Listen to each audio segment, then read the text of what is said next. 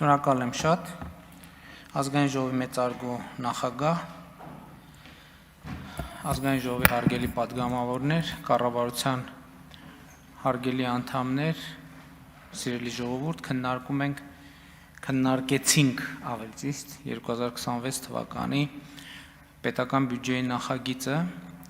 եւ իհարկե ֆինանսների նախարարը եւ պատգամավորները այս երկփուլ քննարկումների ընթացքում բազմաթիվ հարցերի անդրադարձել են, բայց նաեւ այսպես կարմիր թելի նման գնում է, որ սա ըստ էության բյուջեի նախագծի վերջին քննարկումն է այս ազգային ժողովում, որովհետեւ հաջորդ բյուջետային քննարկումը տեղի կունենա հաջորդ գումարման ազգային ժողովում եւ ես կարծում եմ եւ հարկ եմ համարում մեկ-երկու գնահատական տալ արդեն այս պահի դրությամբ տեղի ունեցող կամ տեղի ունեցած բյուջետային քննարկումներին եւ ամփոփելով ուզում եմ ասել, որ վերջին այս գումարման ազգային ժողովի հետ մեր աշխատանքը ընդհանուր առմամբ լավ եմ գնահատում եւ գոհ եմ կառավարության արած աշխատանքից եւ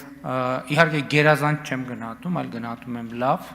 եւ հիմա ուզեմ ասել թե ինչու եմ լավ գնահատում։ Օրինակ մենք իհարկե դեկտեմբեր ամսում ենք բյուջետային տարին դեռևս չի ավարտվել, բայց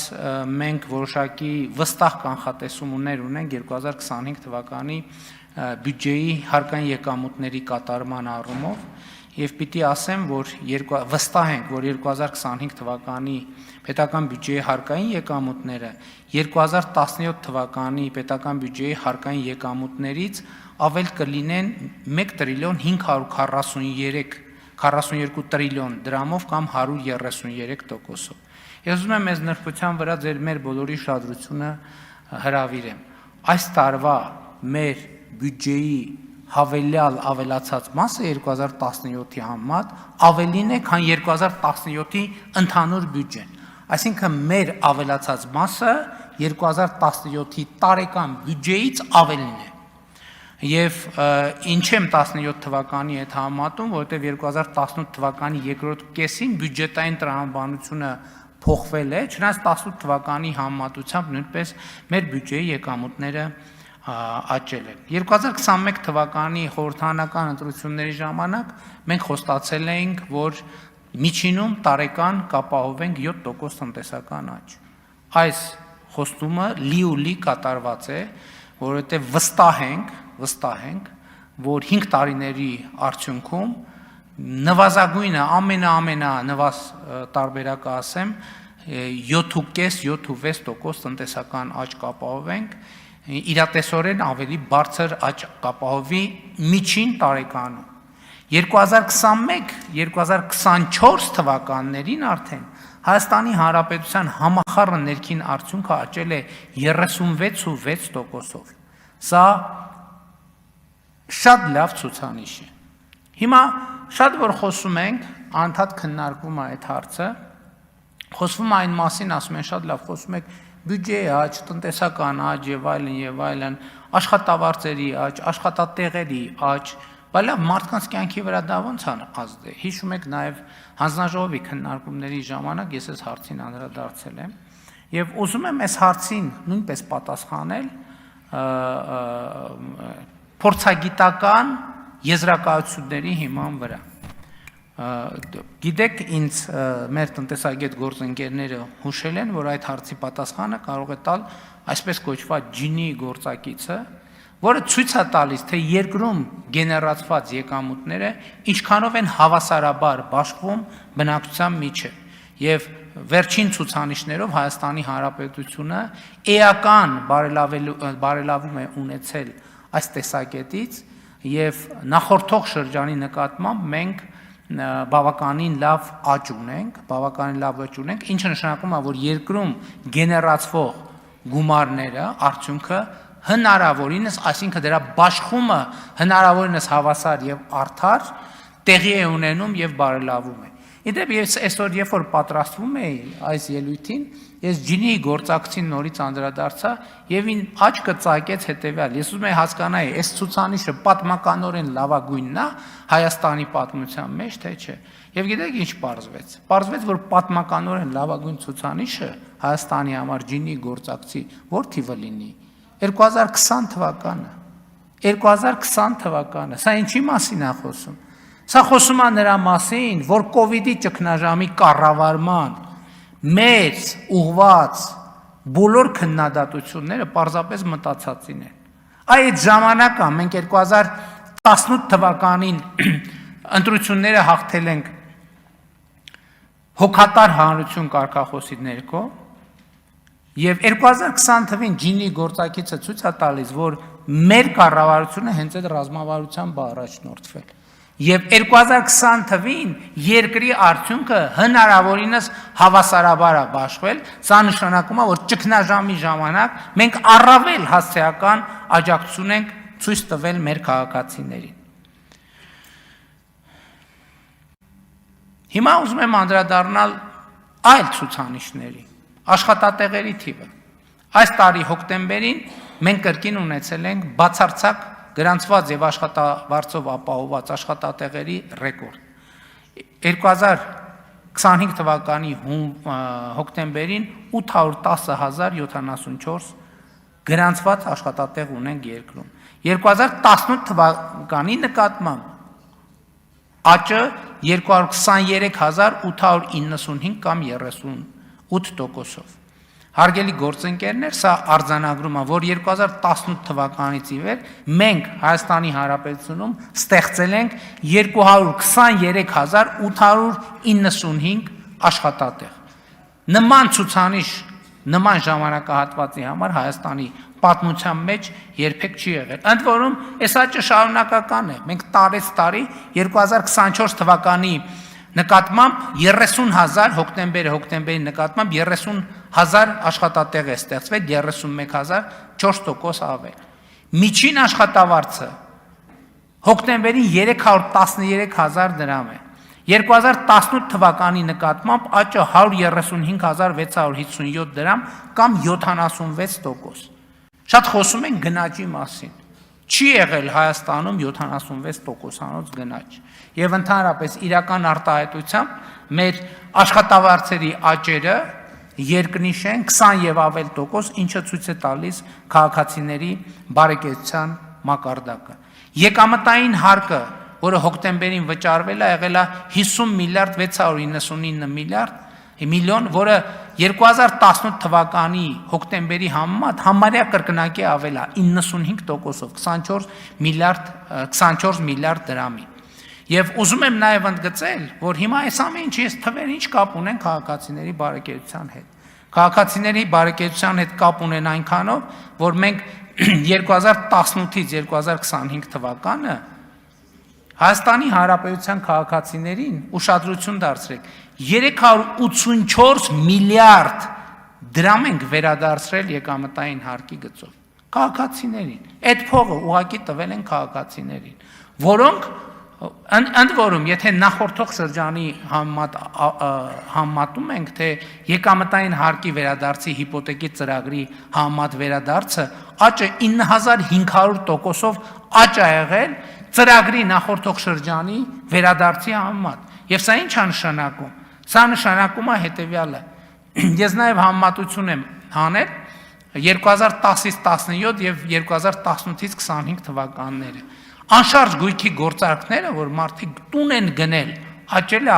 67,000-ով, ավելի քան 67,000-ով, 64%-ով։ Մարզերում առաջնային շուկան աճել է 1104%-ով,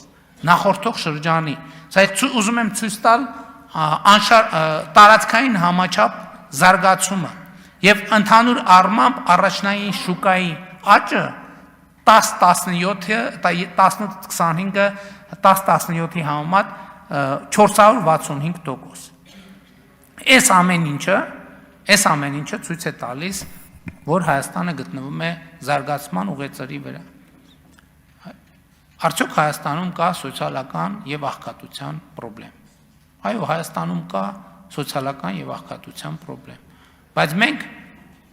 իմիջիայլոց վերջերս աղքատության ցուցանիշները հրապարակվեցին, մեր գնահատմամբ դրանք շատ բավական լավ ցուցանիշներ են, բայց քանի որ մեթոդաբանական հարցերը դեռ պետք է ճշգրտվեն, բայց այդտեղ մի բան է երևում, որ ծայրահեղ աղքատությունը 0.6% է, անկախ մեթոդաբանությունից, այս նշանակում է մենք ըստ էության շատ մոտ ենք ծայրահեղ աղքատությունը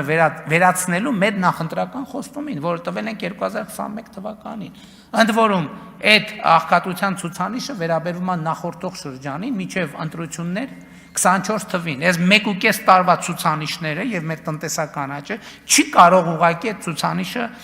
բան չանել, չնվազեցնել։ Հիմա հարգելի գործընկերներ, Հայաստանում արդյոք կա աղքատության խնդրեմ։ Այո, Հայաստանում կա աղքատության խնդրեմ, բայց ժամանակն է ի վերջո, որ մենք առերեսվենք եւ արձանագրենք աղքատության պատճառները։ Հայաստանի Հանրապետությունում այլևս աղքատության պատճառն այն չի, որ աշխատատեղ չկա։ Չկա, այդ խնդրեմ վաղուց վերացված է։ Հակառակ դեպքում չէր լինի, որ հազարավոր, ել չեմ ասում տասնյակ հազարավոր մարդիկ ուրիշ տեղերից գային Հայաստանում աշխատեին եւ ուրիշ տեղերում իրանց ընտանիքները պահեին։ Բայց չի կա Հայաստանում աղքատություն։ Հայաստանում աղքատություն կա միայն հետևյալ պատճառով. աղքատ չլինելու հմտությունների բացակայության պատճառով։ Ես շատ եմ ուսումնասիրել այս հարցը, եւ սա շատ կարեւոր, շատ պատասխանատու եւ շատ սուր հայտարարություն է։ Եվ ասում եմ, այո, Հայաստանում աղքատություն կա միայն աղքատ չլինելու հմտության բացակայության կամ սակավ լինելու պատճառով այն մարդկանց շրջանում, ովքեր աղքատ են, աղքատության մեջ են գտնվում, որովհետև մենք 2018 թվականից էլ որդեգրել ենք այդ ռազմավարությունը, որ աղքատությունը հաղթահարելու ձևը աշխատանքն է, բայց մենք պետք է առերեսվենք, որ կան աշխատանքներ, կան մարդիկ, ովքեր աշխատում են, բայց շարունակում են աղքատ մնալ, ինչու, նույն պատճառով, որովհետև նրանք աշխատում են այդ տեղում բավարար պրոֆեսիոնալ հմտություններ չունենալու պատճառով եւ մեր քաղաքականությունը հետեւյալն է, որ եթե աշխատանքը արդյունք չի տալիս, այսինքն կարճ ասած, եթե աշխատանքը մարդու բարեկեցությունը չի ապահովում, ի՞նչ է պետք անել։ Պետք է վերադառնալ կրթությանը, աշխատանքային հմտությունների զարգացմանը։ Եթե դրանից հետո էլի իր աշխատանքը իր բարեկեցությունը չի ապահովում, ինչ է պետք անել։ Էլի է պետք վերադառնալ կրթությանը եւ աշխատանքային հմտությունների զարգացմանը։ Եվ սա պետք է լինի մեր քաղաքականությունը աշխատանքի ոլորտում։ Շատ խոսվում է թոշակների եւ թոշակառուների մասին։ Հարգելի գործընկերներ, 2025 թվականի հունվարի 1-ից թոշակառուների եւ նպաստ հաշմանդամության թոշակ ստացողները, եկեք պայմանական, որ շատ երկար տերմինաբանություն չօգտագործեմ, թոշակները ավելանում են։ Պարզապես մենք, այո, նաև հասկանում եք, կառավարելը կա եւ կառավարումը ունի նրբություններ եւ մենք էլ սովորում ենք ավելի արդյունավետ կառավարել։ Մենք ինչ ենք ասում ենք լավ, թոշակառուների թոշակ ամսական 11,000 դրամով 11,000 դրամով կամ 10,400 դրամով ավելացնենք, ինչ անելու թոշակառուն։ Այդ գումարը ինչ անելու, ինչի վրա ծախսելու։ Մեր հետազոտությունը ցույց է տալիս, խոսք էս դեպքում 65+ տարեկան թոշակառուների մասին է։ Մեր հետազոտությունը ցույց է տալիս, որ մարդկանց առաջնային ծախսը առողջապահությունն է։ Հիմա հետևաբար ինչի մենք մարդկանց տանք այդ փողը, որ ինքը չիմանա, թե ինչպես այդ փողը արդյունավետ օգտագործի իր առողջապահության վրա։ Գնա դեղատուն այլ բան գնի, քան պետքա գնի, գնա ստանա այն բուժտարայությունը, քան պետքա ստանա։ Մենք այդ 10,000 դրամը դնում ենք առողջապահության ապահովագրության մեջ, ստեղծում ենք համակարգ, որտեղ ինքը ստանալու է մեծ հավանականության, ոչ թե 10,000, այլ գուցե 20, գուցե 30, գուցե 40, գուցե 50,000, գուցե 100,000, գուցե 500,000 դրամի ծառայություն։ Եվ եթե այս ծառայությունների թվերը գումարենք իրար, մենք երբ որ ուզում ենք հաշվել, թե Հայաստանում թոշակառուների բանը թոշակը այդ առումով ծախսը ինչքան է, մենք տարվա կտրվածքով տարվա կտրվածքով այդ առողջապահական մատուցված փաստացի ծառայությունների գինը պետքա տարածենք այդ ամեն ինչի վրա, պետպատվերի վրա ավելացած է։ Որովհետև շատ է գնում, դուք ես խոստացել, չեք արել, այն չեք արել։ Կներեք, մենք խոստացել ենք, որ առողջապահության ապահովագրություն լինելու է, բայց չենք խոստացել, որ թոշակառուն դրա համար չի վճարելու։ Եվ մենք հիմա այս լուծմանն ենք գնում։ Նույնն էլ թոշակառուների թոշակը ավելանում է նաև անկանխիկ առևտրի պարագայում։ Եվս որոշակի տոկոս էլ այդտեղ է ավելանում։ Մի հատ էլ սրա վրա ավելանում է համընդհանուր, մենք անկանխիկ առևտրի դեպքում, որը արվում է արքա քարտերով, բոլոր քաղաքացիներին 2% հետ վճար ենք տալիս, թոշակառուներին պլյուս այս 2%-ն էլ մի հատ էլ այդտեղ է ավելանում թոշակառուներին։ Էլի եթե համեմատել ունենք, սիրում են խոսել համեմատելու մասին։ Իսկ նաև մենք էս էլ պետք է հաշվի առնենք, հարգելի գործընկերներ, 2018 թվականի համեմատ թոշակառուների թիվը Հայաստանի Հանրապետությունում աճել է 106,697 մարդով, 19%-ով։ Ընդ որում, ես ուզում եմ, ինչի եմ գոհ նաև մեր աշխատանքից, որովհետև 2018 թվականի հունվարին Հայաստանի Հանրապետությունում թոշակառուների թիվը ավելի է եղել, քան աշխատողների թիվը։ 555,000 թոշակառու ա եղել, 513,000 աշխատող։ Այսօր էլ այս ճեղքը կամ այս հարաբերակցությունը մեզ այսքան էլ չի բավարարում։ Եվ ես առողջապահության ներողություն աշխատանքի եւ սոցիալական հարցերի նախարարը երբ որ նշանակեց, իհարկե նախորդ նախարարի առաջ էլ ես այդ խնդիրը դրել էի։ Ես խնդիր եմ դրել, որ մեզ համար եւ դա նաեւ մեր նոր տնտեսական քաղաքականության հիմքերից պետք է լինի, թոշակառուների տնտեսական ակտիվացումը պետք է լինի մեր առաջնահերթ ծրագրերից մեկը։ Ես հիմա մի միտք եմ ուզում ասեմ, որով ես տարվել եմ վերջին ամիսներին, այդ թվում ուսումնասիրելով շատ հաջող բիզնես միջազգային բիզնես բրենդների ծագման պատմությունը։ Հիմա մեզ մոտ ի՞նչն է անցալում, որ 63-ը թոշակի տարիք, հա? Հա, 63-ը թոշակի տարիք է։ Բայց ես ուզում եմ, ես առաջարկում եմ մի հատ ուրիշ վարժություն անենք։ Իսկ կարող է 63-ը փոքր եւ միջին բիզնես դնելու լավագույն տարիքն է։ Որովհետև ով ունի կյանքի եւ աշխատանքի ավելի մեծ գիտելիք, քան 63 տարեկանը։ Եվ ես արդեն հանձնարարական եմ տվել, որ մենք թոշակառուներին 63 եւ բարձր տարիքի անձանց աջակցության, տնտեսական աջակցության ծրագրեր ունենանք։ Որովհետև հարգելի գործընկերներ, 21-րդ դարում 63-ը ինչ տարիք է, ով կարա ասի։ 65-ը ինչ տարիք է, 70-ը ինչ տարիք է, 75-ը ինչ տարիք է։ Այսինքն սա մարդու, մենք պետք է այդ բանը, այդ մտածողությունից էլ դուրս գանք, որ թոշակառու վերջ ավարտվեց, ոչ, 63 տարեկանում կյանքը չի ավարտում, 63 տարեկանում կյանքը սկսում է։ Եվ մենք մեր թոշակառուների կամ մեր ավագ սերնդի ասենք, մարդկանց կյանքը փոխելու ռազմավարություն պետք է որդեգրենք, այդ թվում կադաստրի կոմիտեն շատ կարևոր մի նախաձեռնությամբ է հանդես գալիս, հակադարձ հիպոթեկի ծրագիրը, որը շատ կարևոր մի բան է։ Մենք չենք ասում, հարգելի գործընկերներ, եկեք առերեսվենք, մենք տենց բաների մասին չենք խոսում։ Մենք մի հատ դրել ենք ազգային ավանդույթ ու մնացել ենք դրա այդ վերնագրի տակ։ 63 տարեկան մարդը, երբ որ մնում է 63 տարեկան մարդու համար, մենք պետք է ստեղծենք լիարժեք ինքնուրույն կյանք, լիարժեք ինքնուրույն կյանքով ապրելու հնարավորություն։ Որովհետև երբ որ մարդը տնտեսապես պասիվանում է եւ մնում է տանը, այդ իր համար է խնդրեմ։ Բայց իր ընտանիքի մնացած հատվածի համար էլ է խնդրեմ։ Այդ հա շատ լավ մենք տենց ասում ենք, ասում ենք, խոսում ենք, կենացենք, խմում եւ այլն, բայց մենք մեր խնդիրները պետք է տեսնենք։ Ինչի պետք է, այսինքն մեր կանխավարկածն ինչա, մարդը 63-ից մինչև 80 տարեկան պետք է տանը նստի։ Ոչ։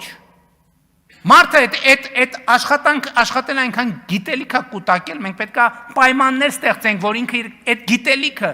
որը ասма տենց ասացված կա, չէ, ասма եթե երիտասարդությունը իմանար, եթե ծերությունը կարողանար։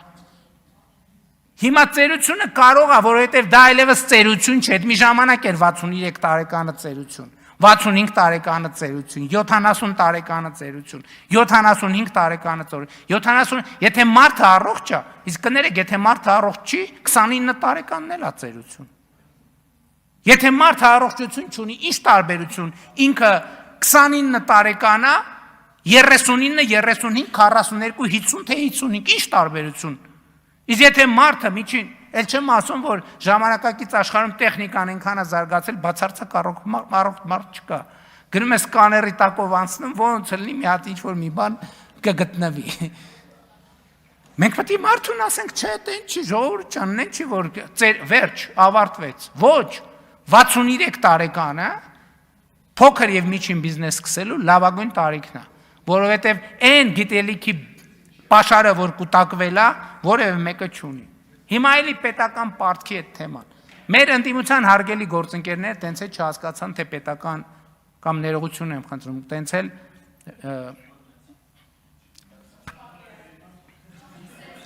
մի խանգարեք։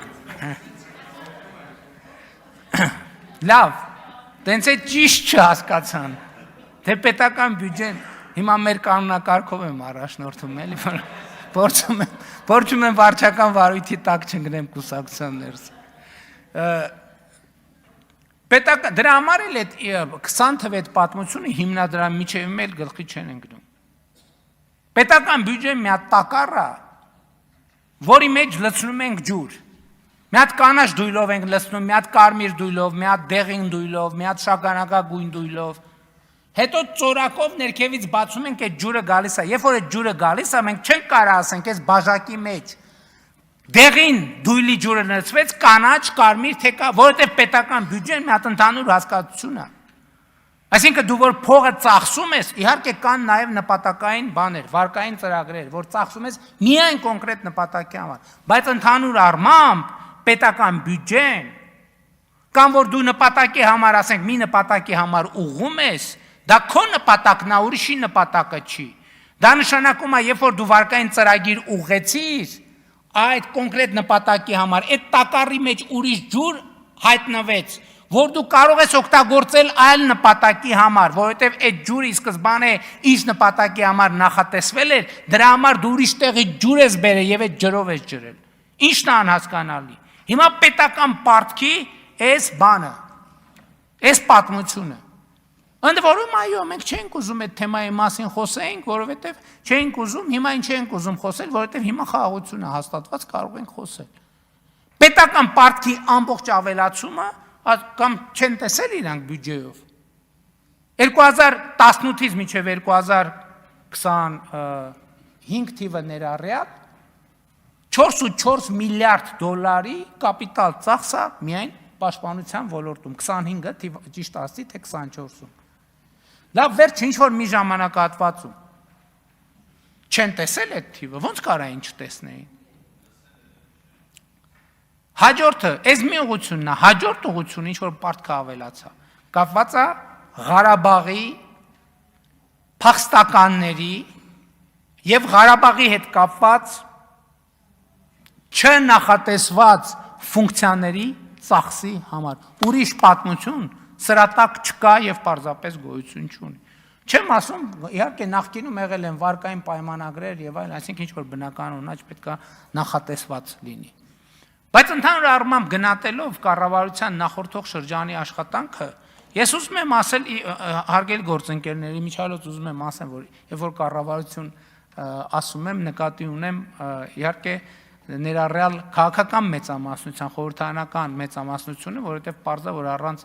խորհրդարանական աջակցության կառավարությունը չի կարող աշխատել։ Քաղաքական մեծամասնության աշխատանքը, ես ուզում եմ ասել, որ ես լավ եմ գնահատում մեր աշխատանքը։ Բայց ամենակարևորը տնտեսական ցուցանիշները չեն։ Ամենակարևորն է, որ մենք Հայաստանը դուրս ենք բերել թակարդից։ Հայաստանը դուրս ենք բերել աշխարհաքաղաքական թակարդից։ Այս բոլոր տնտեսական ցուցանիշները իրանք իհարկե կարևոր են, բայց ամենակարևորը չեն։ Ամենակարևորն է նա, որ մենք Հայաստանը դուրս ենք բերել թակարդից։ Մենք Հայաստանը դուրս ենք բերել փակուղուց։ Մենք Հայաստանը դուրս ենք բերել միտեղ, որտեղ բոլոր ուղղություններով Հայաստանի առաջ բացվել է հեռանկար։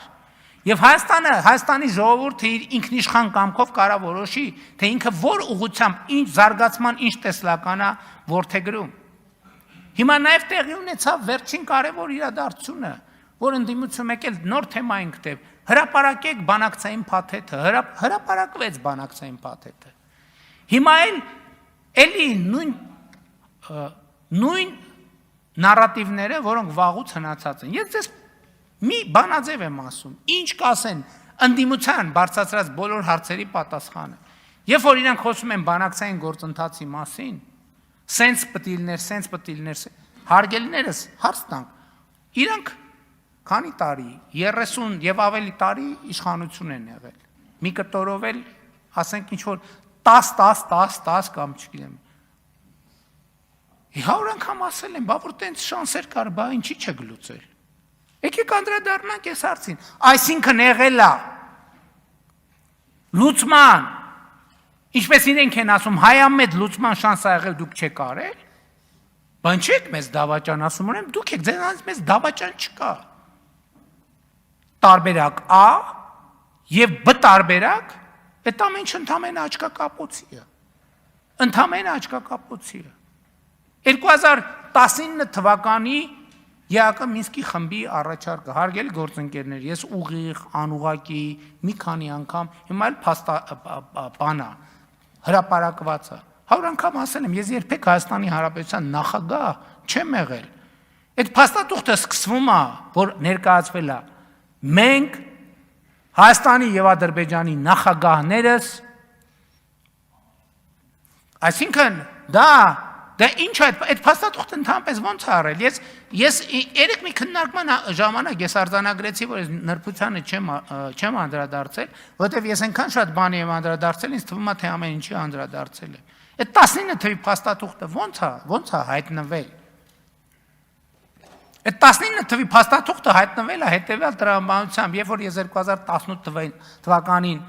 վարչապետ եմ դարձել։ Ես խնդիր եմ դրել, ասել եմ համանախագահների առաջ ասել եմ, ստեղ թղթեր կան լիքը, ես մի չեմ հասկանում, այս թղթերից որն է այս պահի մեկնարկային կետը բանակցային գործընթացի նախորդող շրջանի բանը ամփոփումը սեղմագիրը, որն է նախորդող շրջանի բանակցային գործընթացի սեղմագիրը։ Այդ 2019 թվականի հունիսի թուղթը է, երբ որ ես ասել եմ ինձ, ասեք, որն է սեղմագիրը նախորդող շրջանի, համանախագահները դա տվել են որպես նախորդող շրջանի բանակցային սեղմագիր։ Եվ այդ համատեքստում է, որ ես հարց եմ տվել, ասել եմ, լավ, ես կարդում եմ։ Հիմա ինձ հետաքրքիր է ձեր մեկնաբանությունը։ Հիմա այս փաթեթներով կարա Ղարաբաղը չլինի Ադրբեջանի կազմում։ Որևէ այս մեխանիզմով։ Եվ հնչել է շատ հստակ պատասխան։ Այո, եթե Ադրբեջանը համաձայնվի։ Սա ինչ, հա, նաև գրած է, իհարկե, գրած է, բայց նոր մարդ ես մտածում ես գրածը կարող է ճիշտ չես մեկնաբանում։ Ավարտ, սրանով հիմա եկել են, էլ չեմ ասում, այդ փաթեթի վերջին կամ առաջին փաստաթուղթը 2018 թվականի ապրիլի Սերժ Սարգսյանի Սամբյոնից ունեցած ելույթն է։ Վերջացել է այդ պատմությունը, չկա տարընթերցում ընդհանրապես բանակցային գործընթացի, չկա միջին վիճակագրական Հայաստանի Հանրապետության քաղաքացին այդ փաթեթը ծայրից ծայր կարդա, իր համար ոչ մի հարց չի ծագի։ Հիմա բա քիվեստի փաթեթը ինչի չի հրապարակվել, որտեղ չկա Հայաստանի կառավարության տիրապետության ներքո քիվեստի փաթեթ։ Քիվեստի փաթեթի հենքը այնա, ինչ որ տպված է փաթեթում, որը Լևոն Տեր-Պետրոսյանի շտաբը, Լևոն Տեր-Պետրոսյանը տվել է Հայկական ժամանակ թերթին եւ հրապարակվել է։ Էդ է քիվեստի գաղափարական հիմքը, եւ էլ չեմ ասում դրա կարիքը չկա, ես վերջերս Ազատություն ռադիոկայանը շատ մանրամասն փաստաթղթերով